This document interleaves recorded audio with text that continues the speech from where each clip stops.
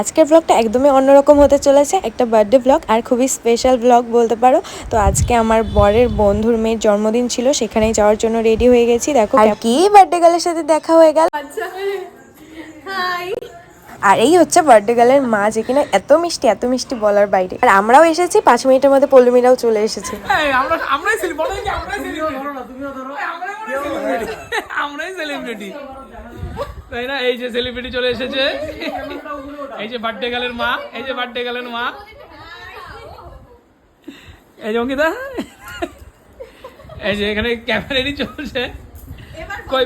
এতক্ষণে বার্থডে গার্লের দেখা পেলাম, তো যাই হোক ফটোও তুলে নিলাম। এরপরে যাচ্ছি নিচে, ও সেখানে কিছু খাওয়া দাওয়া করার জন্য। আর এই দেখো পৌলমি আর আমি একসাথে থাকলে কিন্তু ভীষণই মজা করি, ওর সাথে আমার বন্ডিংটা বেশ ভালো।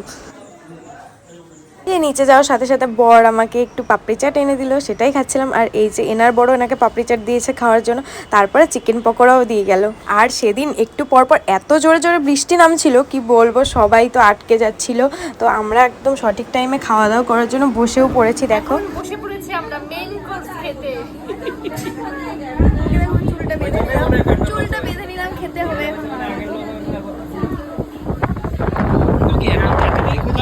খাওয়ার জন্য কমর বাঁধে, তুমি চুল বাঁধো।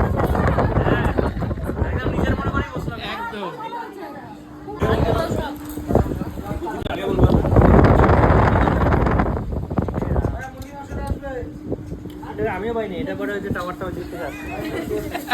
এই দেখো উইরা টুইরা সব যাবে বলবো। ওটা চাচ্ছিলাম আমি যে উড়ুক এখন। খেয়ে দিয়ে খুব বেশিক্ষণ বুঝতে পারিনি, কেননা একটু সময় দিয়েছিল আমাদের বাড়ি পৌঁছানোর জন্য আকাশ, মানে বৃষ্টি কমে গিয়েছিল।